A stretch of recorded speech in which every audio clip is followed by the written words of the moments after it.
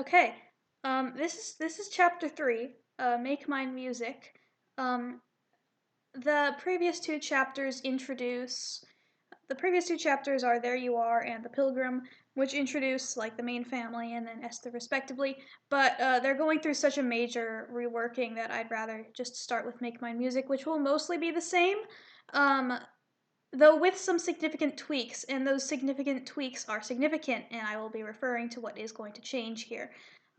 Regardless, this is the first chapter so far.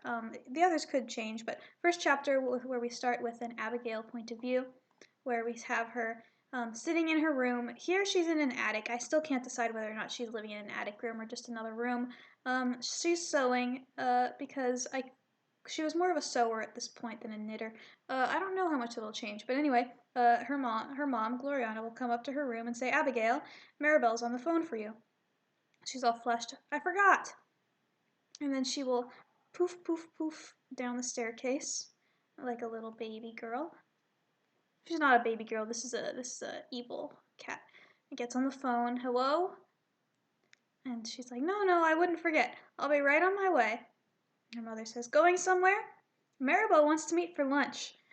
I always liked how she was drawn in this frame because she's cute, but I also didn't like it because she looks skinny, and this is supposed to be a fat cat.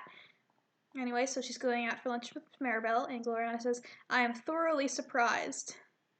And Abigail's like, well, she's not going to respond to that. She says, "Shouldn't Audrey and Louise have gotten home by now?" And this dialogue will be changed. It's pretty like bad, but anyway, she says, "They were home, you just didn't notice. They left to show a new Molly around town."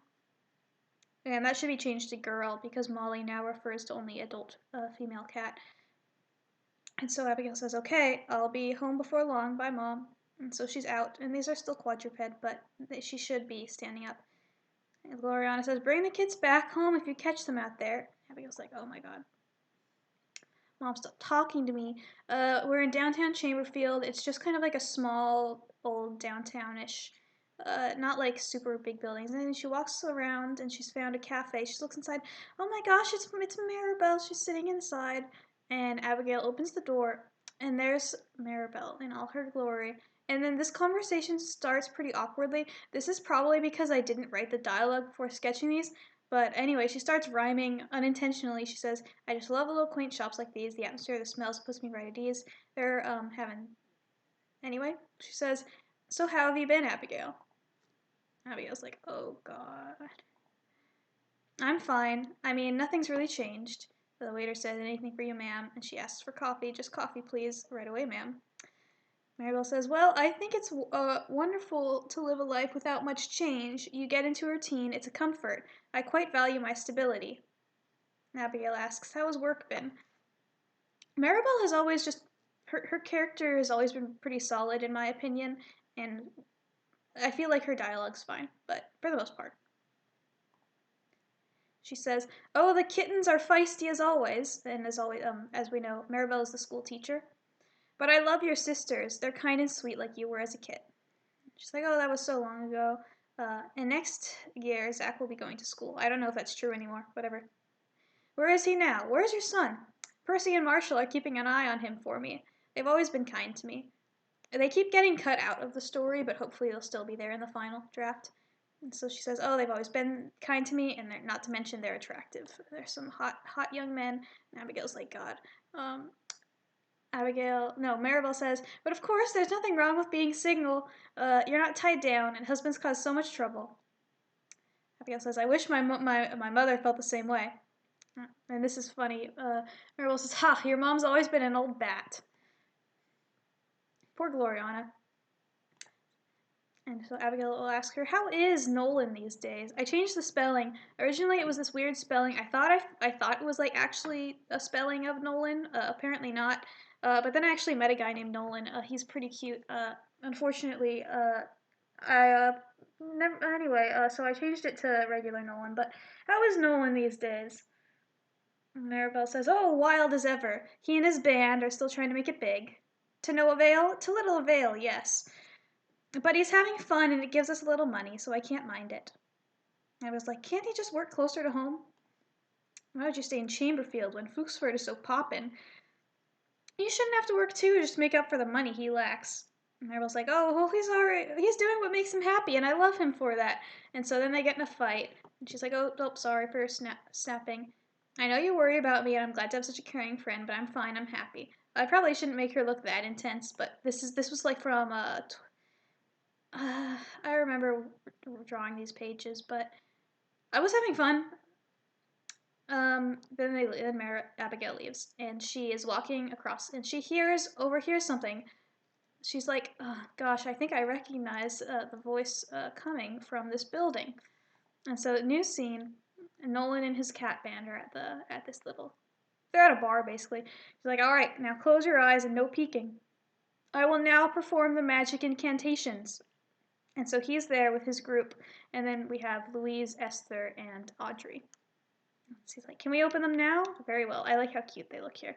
Is this your card? Oh, it is. I don't know. This will probably be changed. I'll explain that later. Wow, Mr. Sakta, you're a real magician. A magician may be, but what I really want to be is a musician. So play us a song. No. Betty will say, you can play on this in the mud on the streets of Fuchsford, but not to a few kits. And Homer will add, this time someone's actually paying attention. And I was like, oh, well, it's good to know my band's always got my back. And he's like, I love you, Nolan. I love you. And he's like, oh, guess we're not getting a song. Esther says, no, he just needs the right encouragement. And Audrey says, oh, then I've got an idea. Let's go. He's like, say sayonara. Oh, wait, who's saying that? It's not Nolan. I guess it's Eddie. Eddie's saying sayonara. He drinks his, I don't know. Don't know what he's drinking. And then, oh, look who it is. At this point, it's vague. The pages don't show it well, but the girls have already been gone for a while, and Abigail's like staring at him, and Nolan says, "Oh, Abigail, to what do I owe this great honor?" I could hear your yowling from a block away. I do have a very distinct laugh, don't I? Oh, Abigail, you've met the band, right? I might have. So Eddie's surname keeps changing, and it might change, but currently it's Eddie Malloy, Homer Bailey, and Betty Hansen. And they're like, oh wow, it's this girl. Like, I need to change their expressions. I mean, I need to change Homer's expression. That's what I mean. Anyway, so the lady cat's new.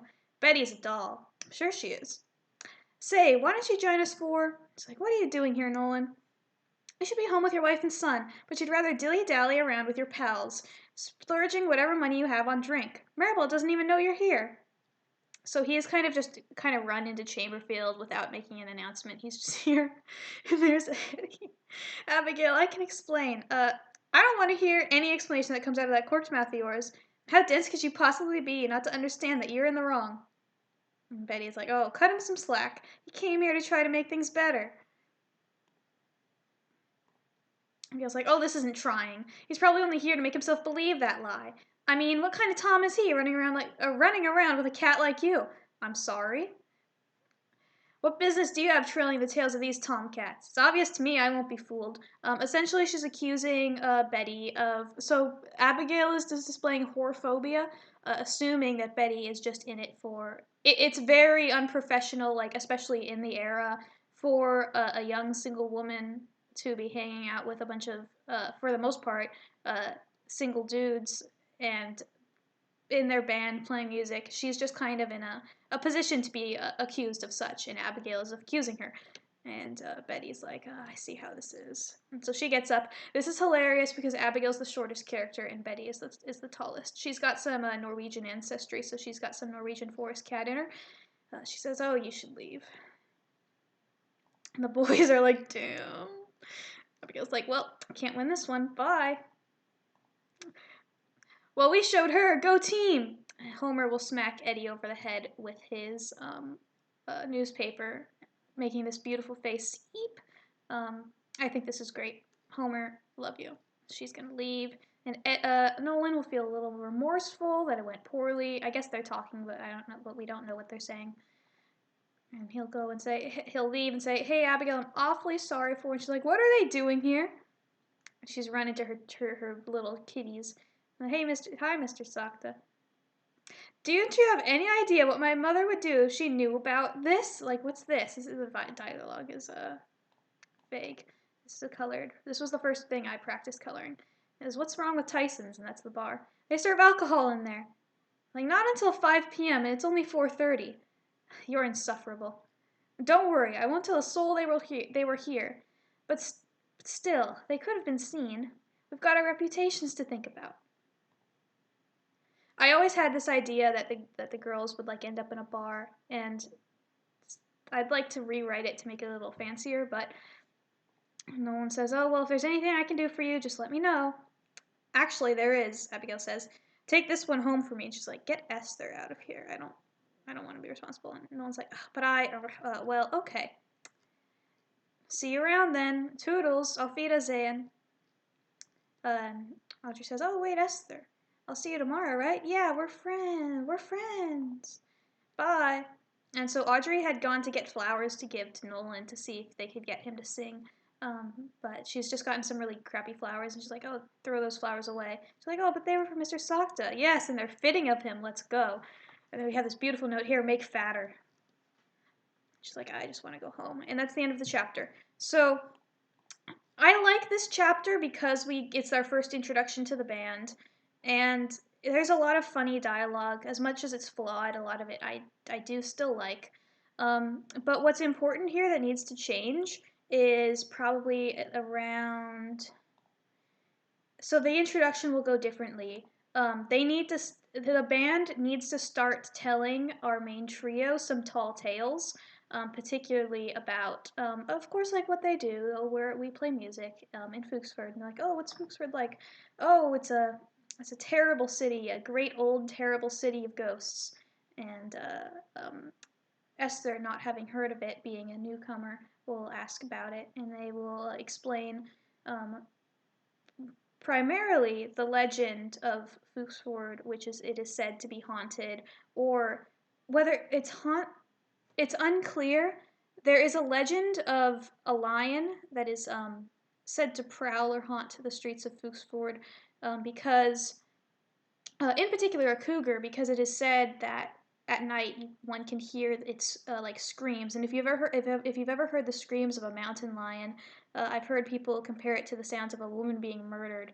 So it is said that they hear the sounds of this mountain lion, though no one has ever actually been able to provide any evidence that there is a physical mountain lion prowling in the city. Mountain lions have been essentially extinct in New England for some time. But so it could be a ghost. The popular opinion is that it is a demon, but it is said that Fuchsford is a haunted city, an old American city where you go there if you dare or so. It's wonderful, but we've got our ghost stories, and that's going to be pretty important. That it wasn't here because I didn't know about it yet, but that's going to be very important to insert here.